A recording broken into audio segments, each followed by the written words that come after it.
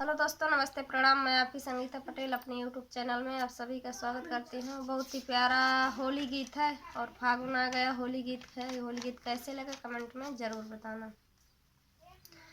फागुन का